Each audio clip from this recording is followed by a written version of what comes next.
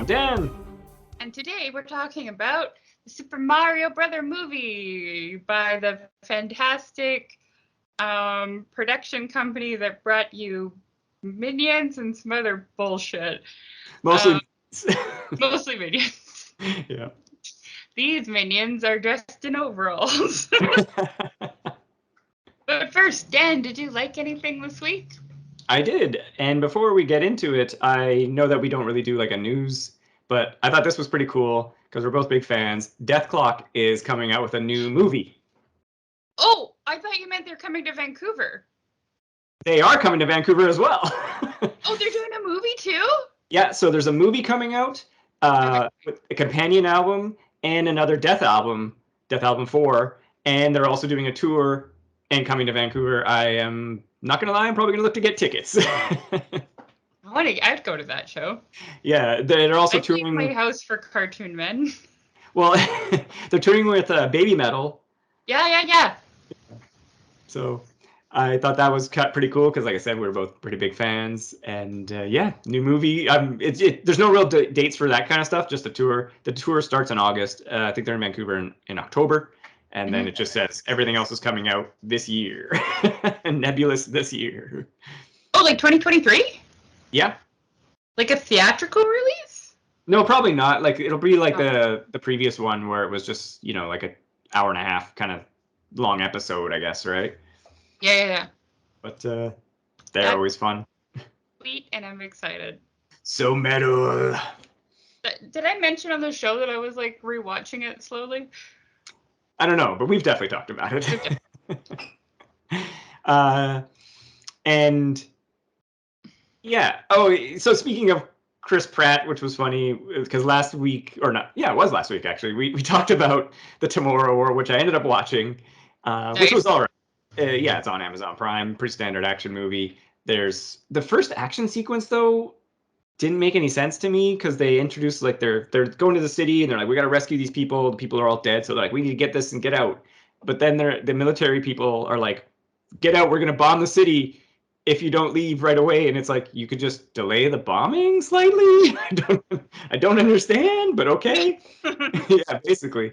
But yeah, it was some standard stuff, and then it's so comical. Like they come back from the past or from the future, sorry, and then Chris Pratt and a few people, they figure out like, oh, the aliens were actually buried in the ice in Russia, and they're like, we actually kind of know where they are. So they go to the head guy and they're like, hey, we've been to the future. We figured out where they are now. We could go stop them. We got the serum ready to go. And he's like, no, we can't spare any resources. There's too much going on. It's like, what? You were just sending people to the future to go fight. You can't spare a team to go find them now? Of course not, Dad. No, There'd be no movie if they did that. Pretty much. There'd be no heroic him with J.K. Simmons battling it out at the end with an alien. Anyway, it was all right. It wasn't the most offensive thing I've seen, so it was some standard action there.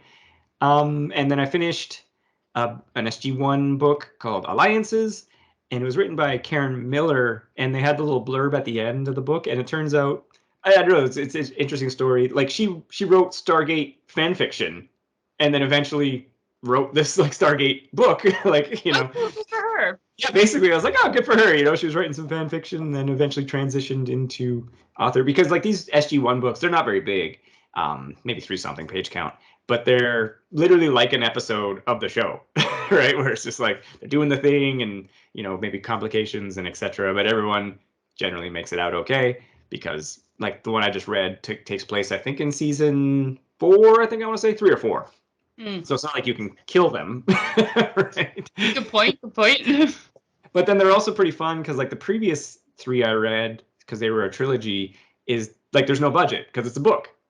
So they can fight whatever. Yeah, so they do all sorts of crazy stuff. Like in the last one, there's big time travel stuff, and in this one, yeah, there's cloak ships and all sorts of extra stuff, right? Because yeah, it's just your imagination. So, but yeah, I enjoyed that. And then now I can move on to the next nonfiction book, which I started, called The Petroleum Papers. It's already making me mad, and I'm like 30 pages in. Nice. Yeah. And yeah. And then the thing I was really looking forward to, and you helped me out with this, is I read the X-Men run that Jonathan Hickman recently did that starts with House of X and Powers of 10 and then ends with Inferno. And I just finished the last one today, finished Inferno. And I didn't read the 4 issues that are in the middle because they're part of another collection. I couldn't get them on their own. But it's fine from context. I was like, okay, they did a thing, cool. But what bothers me though about these kind of things is that, like, and I assume this is how modern comics are done, is that, so I just have just the X-Men ones that he wrote, other great artists and etc. But like, they'll go to an adventure spot or for the whatever, and then the next issue won't continue that storyline because it's like you're supposed to buy the other issue of whatever, Excalibur, let's say, and that'll tell that story.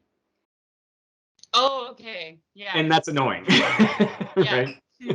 Sometimes they do, like, not all the time. Like sometimes the story will continue the next, the next issue, or maybe it's 4 issues down because they set something up earlier and then they'll come back to it. But many times they don't.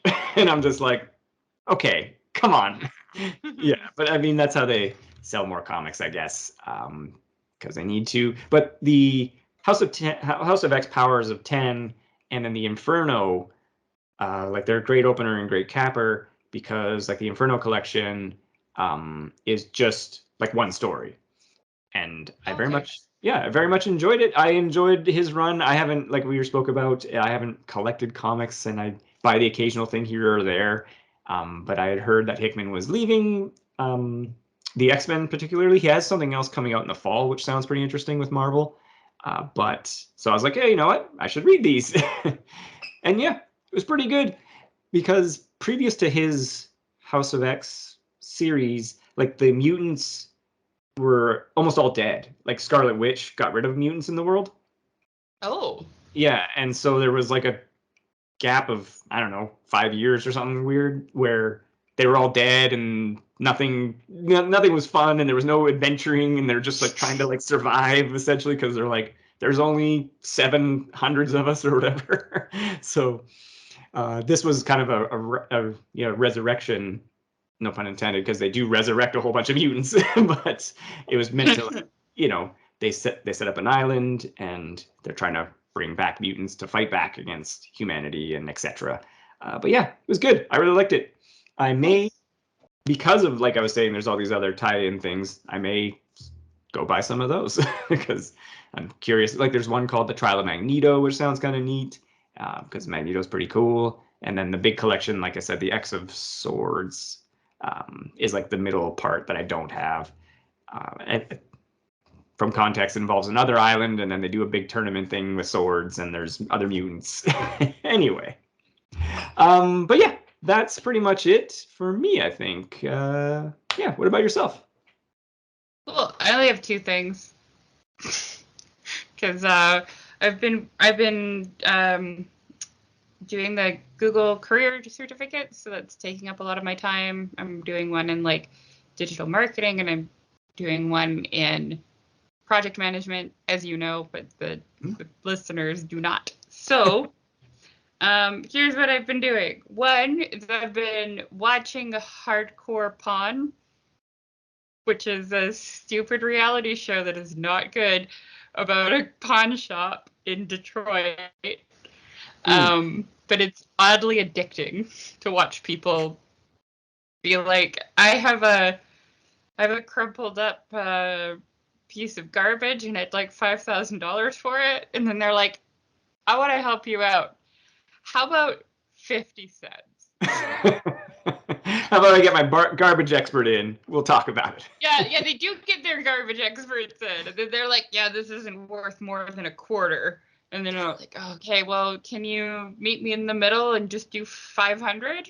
That's a recap of the show for you. Yeah. And then also angry people screaming about stuff, being like, give me my money. And they're like, well, what are you talking about? So I've been watching that. And then I watched a movie called something. It was one of the Mission Impossible movies. I think it was the most recent one. The one that had Henry Cavill in it. Oh yeah, that was a good one. Is it what, Full Throttle ×2?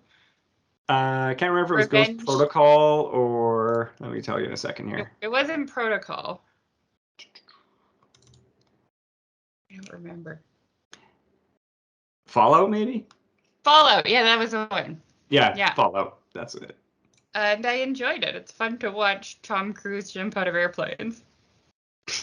The only thing I didn't like about that movie was that sequence where after they jump out of the airplane and then beat up that guy in the bathroom, where he's got that scene with the younger woman there, and I was like, this is too James Bond-esque, and it's not what Mission Impossible is about. Yeah, I could see that. Yeah. Yeah. The really pretty blonde woman that plays the widow, I guess. The one that ends up working for MI5 in the end. Mm-hmm. As Yeah. the lady that does stuff. She played Princess Margaret on The Crown, and she's a really good actress. So I like her. Nice. She's good in it. There are some cool fight scenes, and I enjoyed it. I don't know. It wasn't like deep or anything. It wasn't like, but it was fun. Yeah. No, it was, and I'm actually looking forward to the next two. So.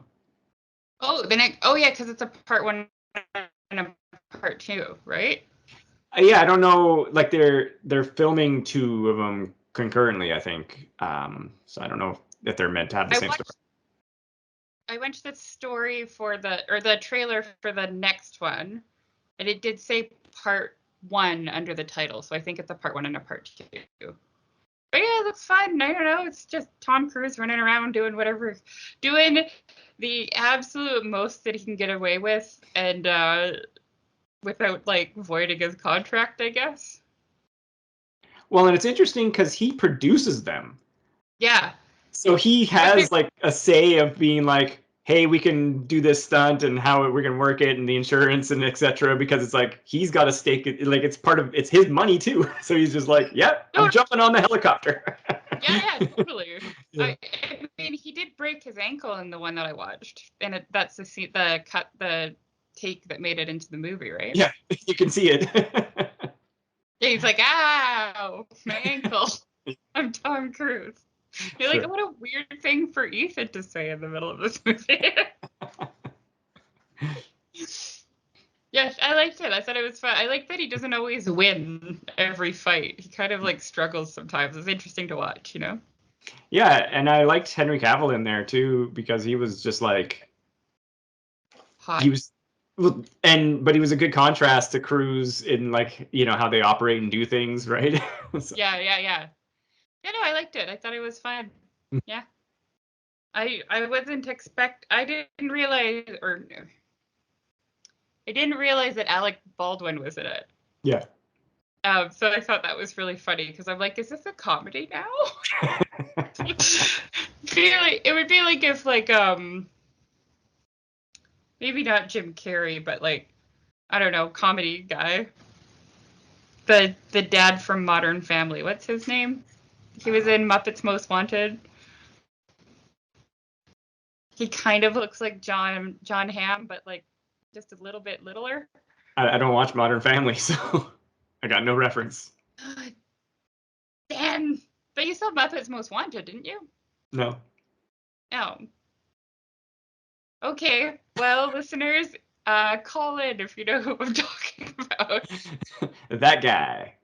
That guy. Yeah. I think it's named. But well, I mean, T. Something with a T.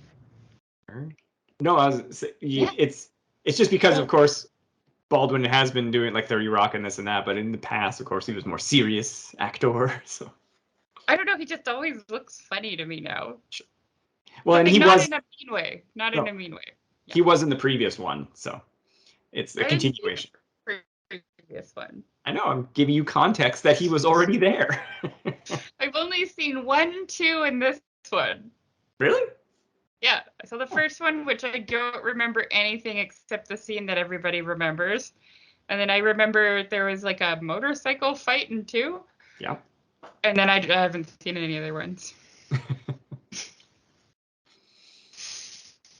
Well, they're pretty good. That's it. That's all I've got. Unless you want to hear about my Google certificate program.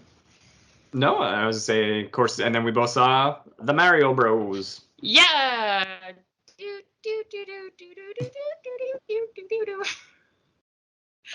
So Dan, what'd you think of the movie? I thought overall that was pretty good. I had some issues with it. Yeah, and then there was things I liked, but overall did enjoy myself. And yeah, what about yourself? So I didn't not like it, Mm-hmm. but I felt like the story was real bad and not very interesting. And I think, like, even turned to you at the end of the movie, and I was like, I know that was only 80 minutes, but it felt like it dragged.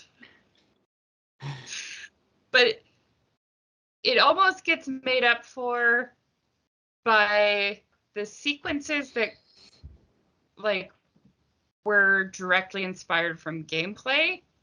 Like when there's a scene at the beginning, we're gonna spoilers.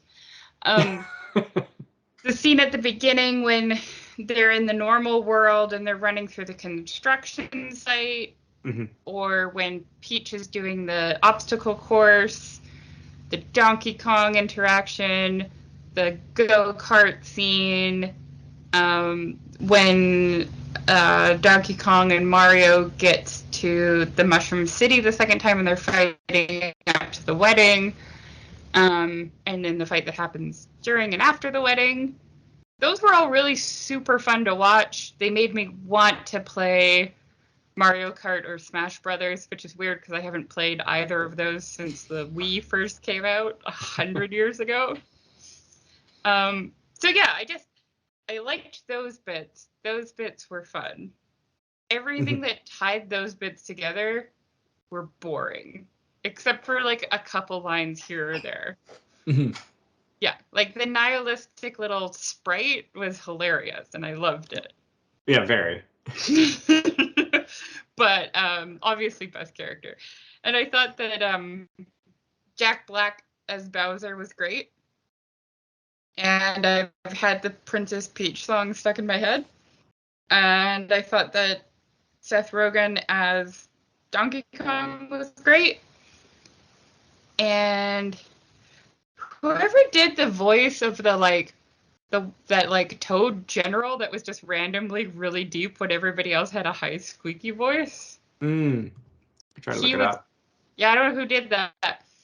But and then I the got little it. nihilistic sprite. Those were all great. Everything else was just sort of mediocre to me. That person who did the Toe General was Eric Bauzu, or Bauza. Oh, Bauzu. Yeah. cool.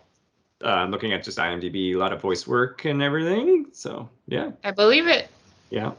Well, and that's what's interesting is that this cast is famously made up of non-voice work character or actors, I guess. Jack Black has done stuff in the past, of course, as well. But and then it's all filled out by other people who have done a lot of voice work and stuff like that. Like Yeah. John DiMaggio's in there, Phil Lamar, and all sorts of people. Course, yeah. Yeah, exactly, well, right. I was just going to mention real quick, I also thought Anya Talylor-Joy was perfect for Princess Peach. I really liked her performance too. Yeah, I was also surprised by how much I liked her voice for Princess Peach, and it worked really well for me. I thought Chris Pratt's was fine. Charlie Day, I don't know much about him. I know he's big on It's Always Sunny in Philadelphia, and so it didn't really resonate with me. And I was like, yeah, he was fine as well. I thought Mario and Luigi's voices were like fine, but then Bowser and Peach were definitely the standout for me. For sure. I was just gonna say Charlie Day, right? That's his name? Yeah. He has a new movie coming out that looks so weird, and he wrote and directed it, and I kind of want to see it. The premise is that there's like a person who I think something traumatic's happened to, and they don't speak anymore, but they like imitate other people's gestures, and that person looks exactly like an actor who's like a drunk, so they just swap them out. Okay. Yeah, I don't know. It looks really weird and interesting, but I was like, oh, cool. Also, fun fact, Chris Pratt and Charlie Day also worked together on the Lego movie. Oh, okay, yeah. Because Charlie Day was the guy that went, spaceship, spaceship, spaceship. So yeah, I've got facts, even though I don't have notes. Nice. Thank you.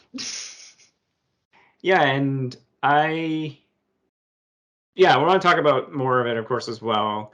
But I felt that, no. Well, yeah, let's just, like you said, made by the Illumination, who's made Minions and all sorts of stuff like that. The director, Aaron Horvath, Michael Jelenic, and Pierre Ledoux. And it was written by Matthew Fogel, who apparently has written some Minion movies. Because this was going to be my question. It's obviously made by this studio, but who was it meant for?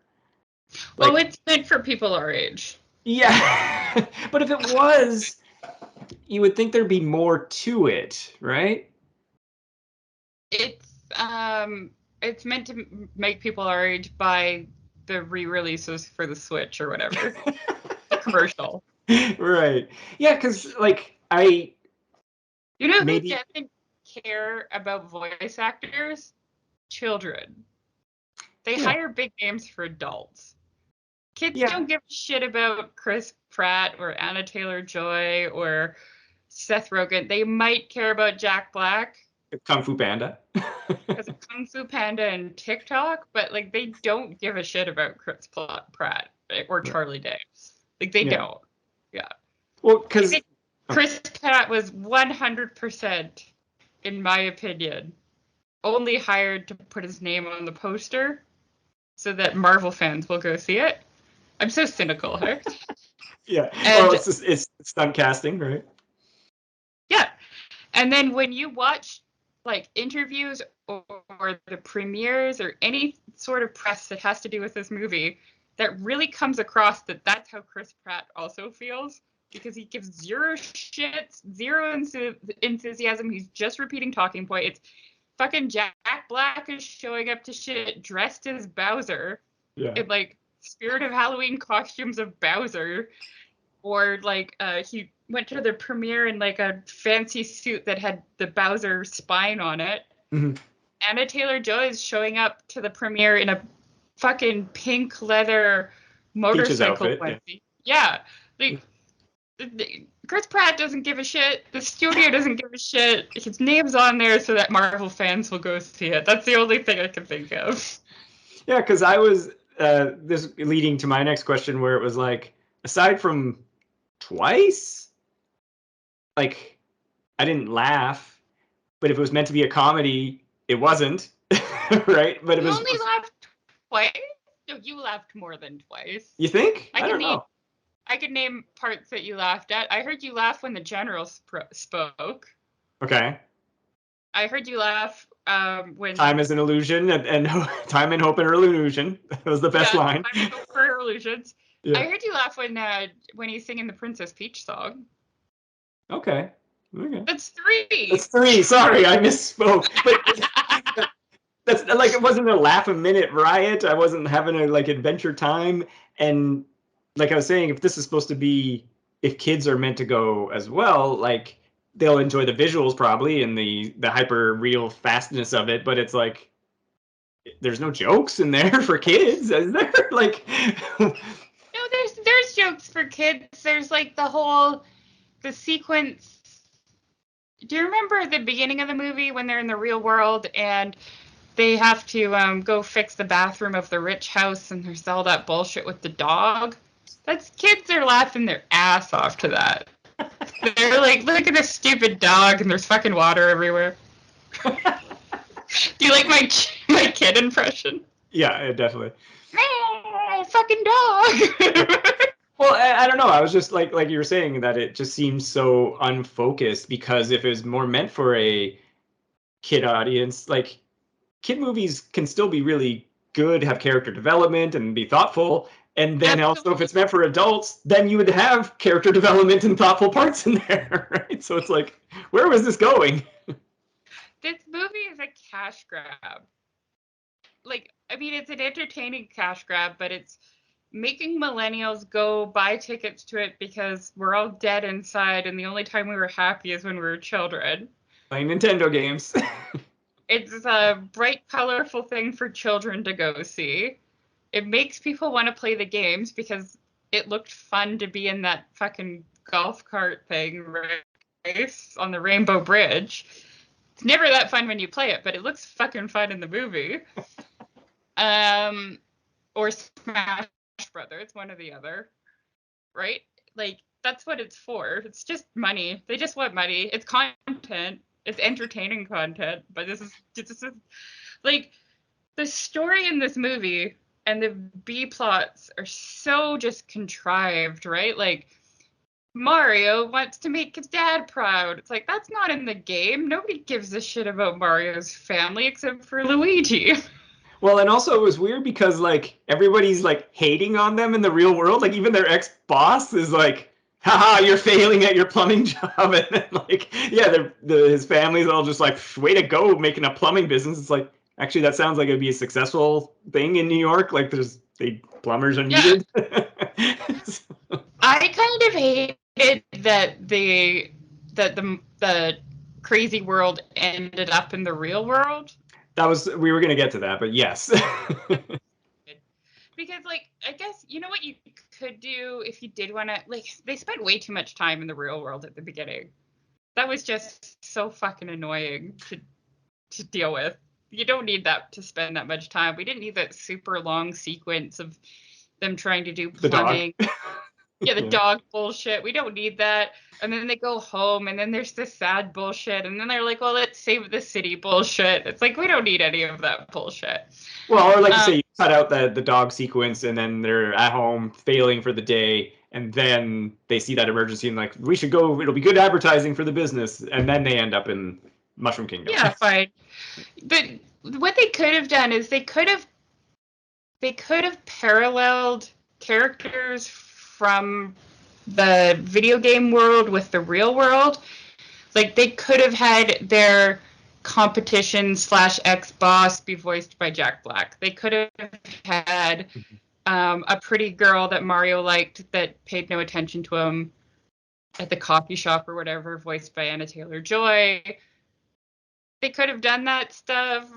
You know, they could have done a better job of like, you don't know when to give up, or you never quit, right? Like, they didn't really establish that was a character flaw in the beginning so much. Like, they could have had him, because like, in order to show growth, you need to show it like the situation is being bad and then good, but like, it didn't really have any relationship to each other. Like, you know what I mean? Like, and then also the whole like Mario and Luigi thing where it's like, as long as we're together, nothing can hurt us. Like, why don't you show us that? Why don't you show us you guys separated and getting hurt so that we know what's going to like, you know what I mean? Like, I don't know. Well, they do get separated. Yeah, they get separated at the beginning of the movie without establishing that together they're stronger. Yeah. So, okay, they're separated. Lots of brothers don't spend every minute together. And also, generally speaking, Super Mario's are one-player games, and you're going through the world alone. Yeah. Luigi was, except for giving Mario any sort of motivation, Luigi was superfluous to the plot. Yeah. Luigi was like the damsel in distress. And it's like, well, he's got to have a reason to do stuff. It's just like, okay, well, you couldn't come up with anything better? Like, at all? And then the argument's like, well, if you have Mario, you have to have Luigi. And it's like, why? That you didn't put in Waluigi and Wario or whatever. Like, ah. Yeah, and like you said, they could have, because I don't know. I mean, they could have maybe, Luigi doesn't get sucked into the Mushroom Kingdom, and then that's in the sequel or whatever. I don't know, but they want to get the Super Mario Bros in there, because then you get that Luigi's Mansion-esque where he's stuck in the Shadowlands, right? So they can pull from that. One thing I did appreciate, though, like I was telling you, is that at least the real world, quote unquote, was an animated world still that just like everybody looked like they did, right? So it was not weird when he ends up in the Mushroom Kingdom or when they eventually like go back that it's like, it's an animated world. Fine. One thing we didn't mention, we can talk about it later, but like you were saying, I did. Well, I guess if we're in the, I didn't like a lot of the, I guess, quote unquote, like I didn't like a lot of the needle drops in the movie with the pop songs. I thought my theory is that because Illumination is owned by Universal and that's all owned by Comcast, that they were all like, what, sorry? They get the music rights for cheap. Is that what you're thinking? That's exactly what I'm thinking, is that these songs were like licensed cheap, but it's like, why, like at the end, would you bring in like Mr. Blue Sky? Like we just saw that in Guardians of the Galaxy. Why are you making me think of a better movie in your movie? And then the sequence I really didn't like was when they get to the DK Kingdom, and then they get driven on a cart, and then it's playing Aha's "Take on Me," which, why? What? Also, why are they being driven on a cart? If you've played any Donkey Kong games, like why aren't they using like the barrels or cannons or like swinging on vines? What? Well, Take on Me is a great song. Yeah, I'm not denying that, but it doesn't belong at that part of the movie. But he had 80s glasses on.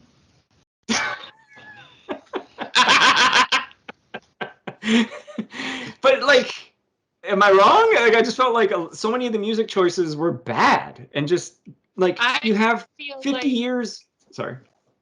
I feel like Despicable Me and Minions have taught Illumination that colorful action scene plus recognizable song equals money in the bank.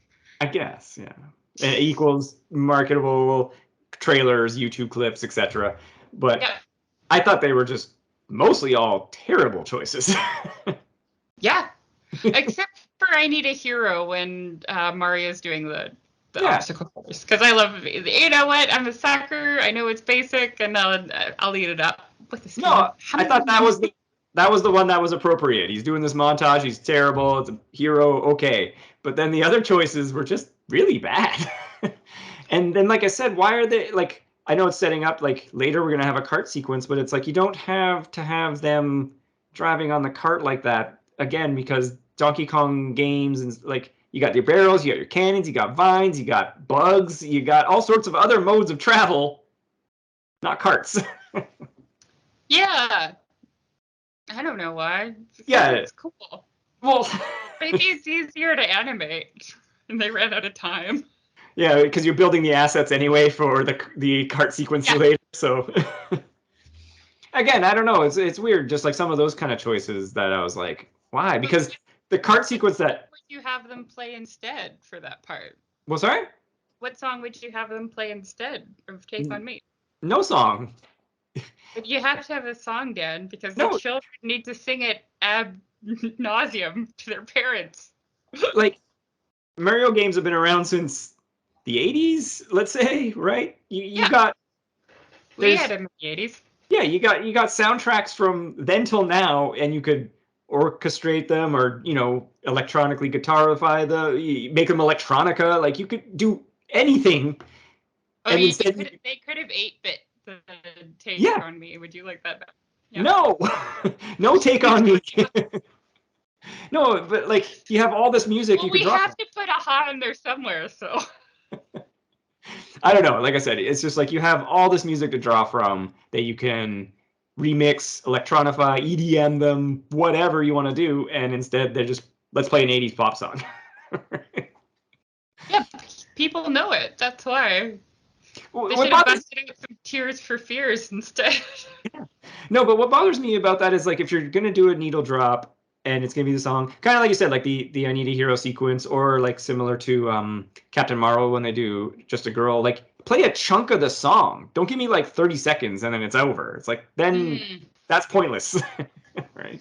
I kind of hate. I know what you're talking about, but I did kind of hate that I'm just a girl in Captain Marvel. I know you did. Like I said, I gave that one was my one forgiving for them, similar to you're not need a hero, because like the sequence that comes later when they do the cart sequence, I really liked that cart sequence.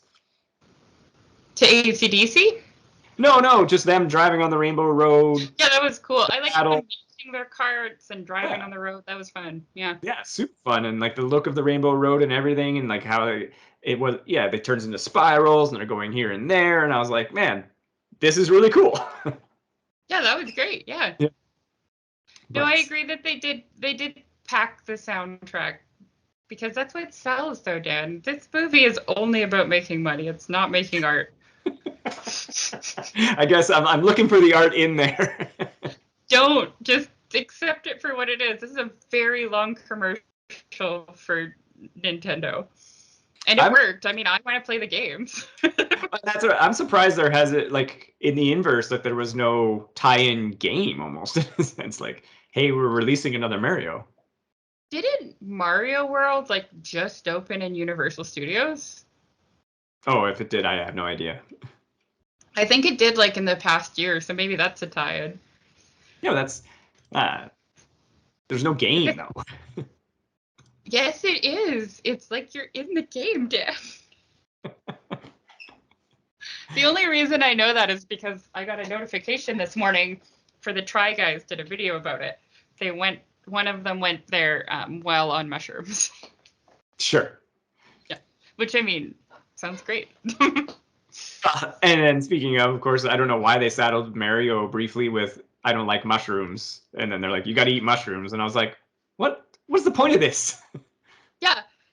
Also, if you're gonna do that, why not like do it? Like, why not have? If you want that to be his arc, that he learns to like mushrooms, then you need him to almost die before he decides to eat one. Mm-hmm. Not just have Peach shove one in his mouth, right? Like, there needs to be like, like he's falling to his doom, and the only thing that can save him is this mushroom, and then he eats it, and he's like, "Oh, it's not as bad as I thought," right? Or whatever. You like my Chris Pratt impression?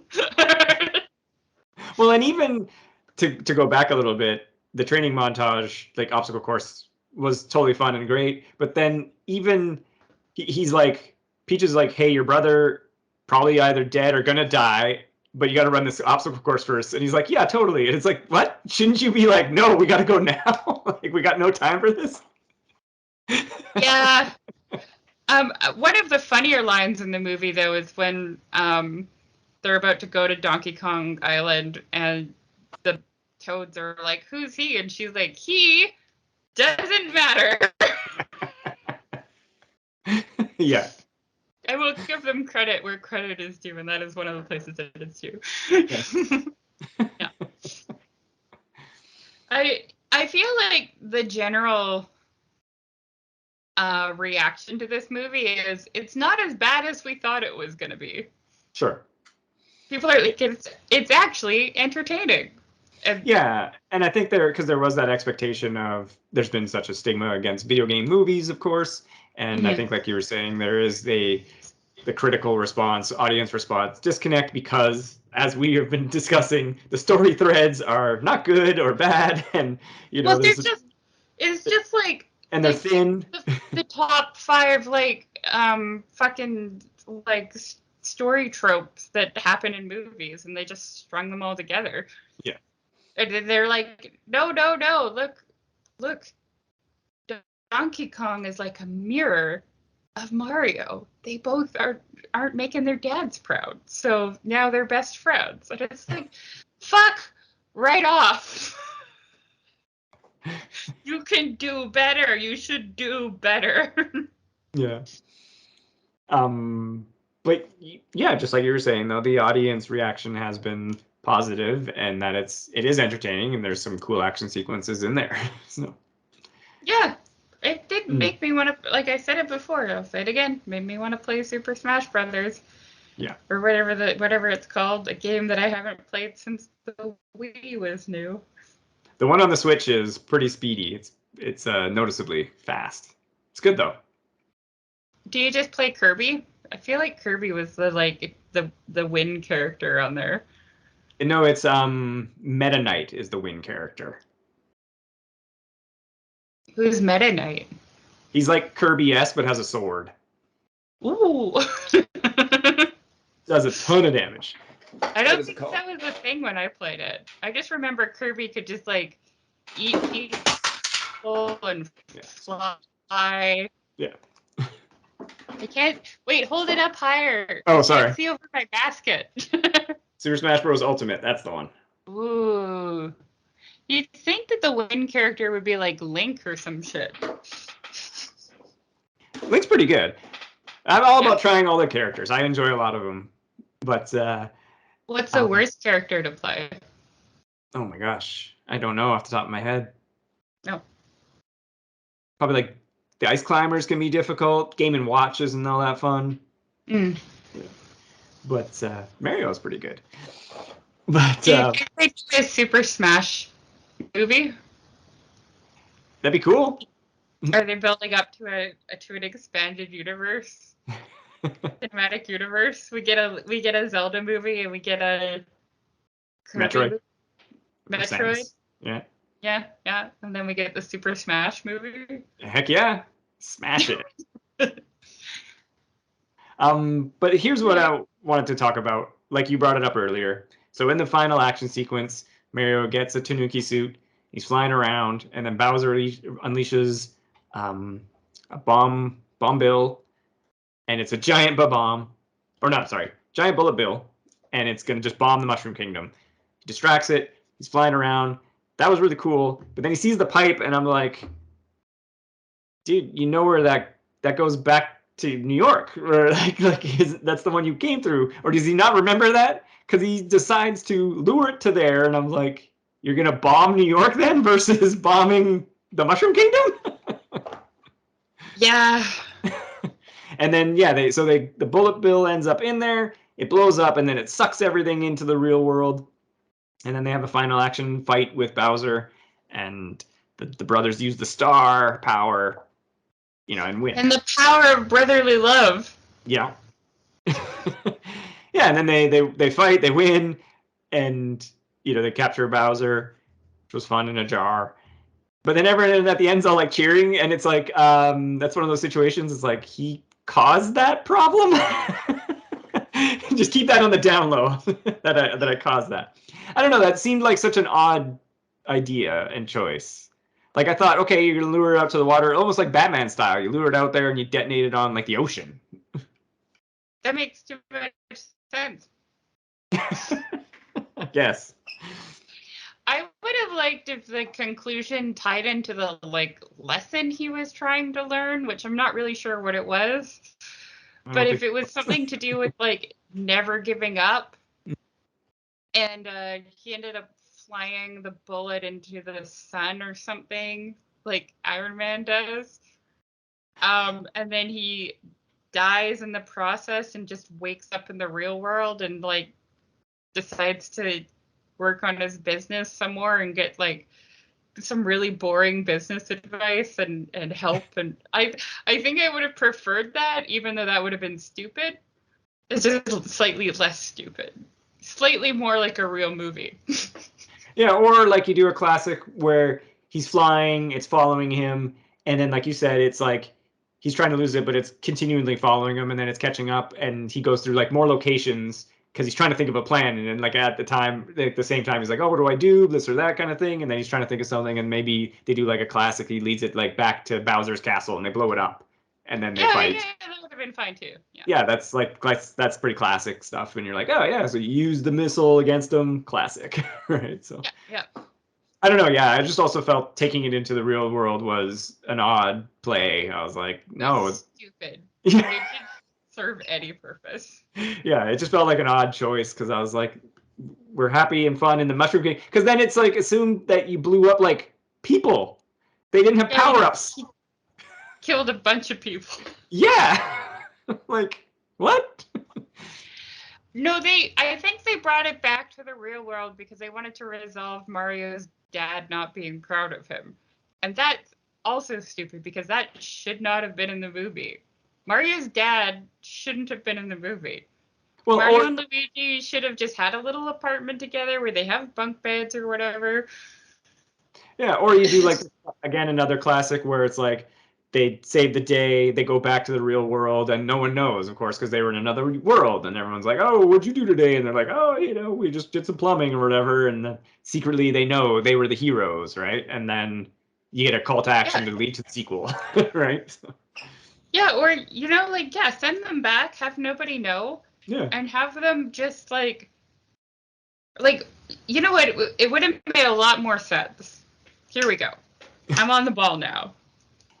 If at the beginning of the movie, Mario and Luigi have a plumbing job together, Luigi's always trying to help, Mario never lets him. It leads to the stupid dog scene, and it's Mario's fault. sure. They end up in the world, they get separated, all that's fine. Mario learns to work with Luigi and to let other people help him by the end of the movie. When they go back to the real world, nobody knows about how they're heroes. He's like, Luigi, let's sit down and have a business meeting. You own Super Mario Plumbing as much as I do. We need to work on this together. Maybe we get a little flash forward to a job where they work together and they solve a problem together and their business starts to be better.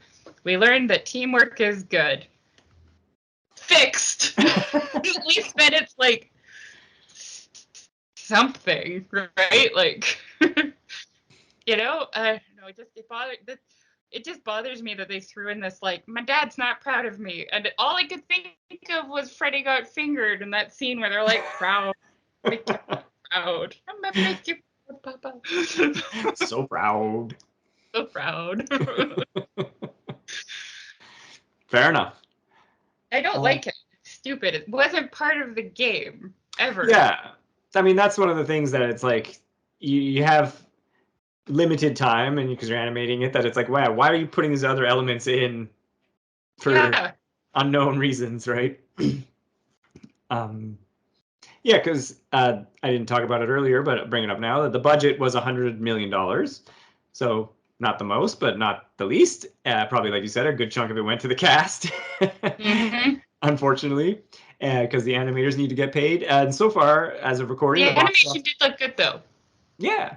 No, yeah, and so far the box office has made about $421 million.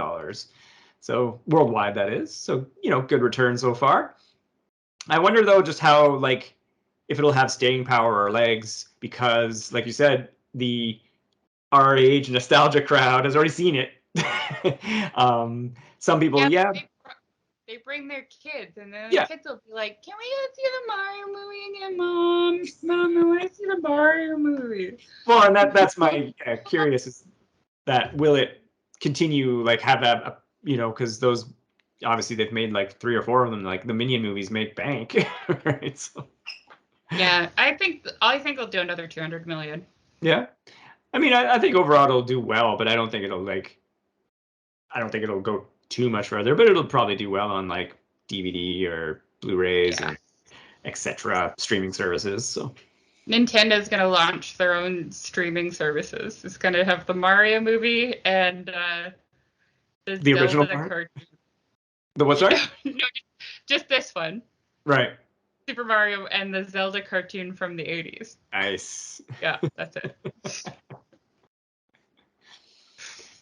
Yeah, I don't know. Remember that cartoon? The Zelda cartoon? I've never watched it. I've only seen clips, admittedly. So I've never watched it either. And I remember, I think it was on like Teenage Mutant Ninja Turtles. At the end, they'd be like, "Stay tuned for Zelda," and then they'd show like a clip from it, but it would never come on afterwards. Right, because you're probably watching it from like another station's recording. Yeah. Yeah, or it was just like tacked on to the end of like Teenage Mutant Ninja Turtles for some reason. Yeah, and I think like you were saying, and like we've said as well, like the animation did look really good. Everything looked pretty crisp, and there's tons of Easter eggs in there if you want to take a look at them and go frame by frame as it were, or break down stuff. So there was a lot in there. Yeah, no, I was actually the animation looked better than I was expecting. Because I was kind of expecting it to look like shit, and it didn't. There you go. It looked really pretty. It was a very pretty movie, very colorful. Mm-hmm. Yeah, I don't know. I didn't like. This movie just reminded me of how empty I feel inside. Because it just felt like a commercial that I paid to go see. Well, I didn't pay. But you used your scene points for us to go see, right? Like, Sure. Yeah, I don't know. Like I said, I enjoyed it. Had a good time here and there. Had issues with it, as I've discussed. But yeah, it was cool to see a semi well done Mario Brothers movie that looked like the cinematics of like Mario Odyssey, but in an hour and a half movie. apparently, I thought so. Take this with a grain of salt because it was an article on the internet by some obscure like news source called like Newsies R Us period exclamation point. But it was apparently Elon Musk tweeted out that if you don't like the Mario movie, you don't understand it. So we might just not understand the complicated depths of Mario. That sounds like it's got to be a Photoshop of one of his like previous tweets, because I'm sure he's tweeted something about like that before, or maybe Yeah, other people probably. have. Yeah. It's all fake. It's on the internet. Nothing real exists anymore. Everything's an illusion. Just like time and hope. Yeah. Yeah. Yeah, that's it. I don't know. Yeah, I don't have much else to say as well. Jack Black did a little video for Peaches where he's in a Bowser costume playing a pink grand piano in a pink room. That's fun. Nice. Yeah. I don't know. It's weird because I know there's a little bit of like a lot of people talking about the Peaches or whatever, but I'm also like, I get again maybe because of the kiddie audience, like Tenacious D. He's got so much more musical catalog. They should have just used all Tenacious D songs for the movie. That'd have been great. They could have fit tribute in there somewhere. Yes, for tributed. Throw the Kilbasa song when they're doing the drive. Yeah. Fuck Her Softly. Just throw that in somewhere. Perfect for children. That could be the like you just do like a fan redub of the all the songs. There we go. Yeah. We'll just cram them in everywhere. Yeah. I'd watch that. Do it, Dan. Do it. You have editing software. Yeah. Do it. Do it. Put it up on our YouTube. We'll be so famous, and then or it gets taken down. Yeah, then it'll get taken down for copyright infringement.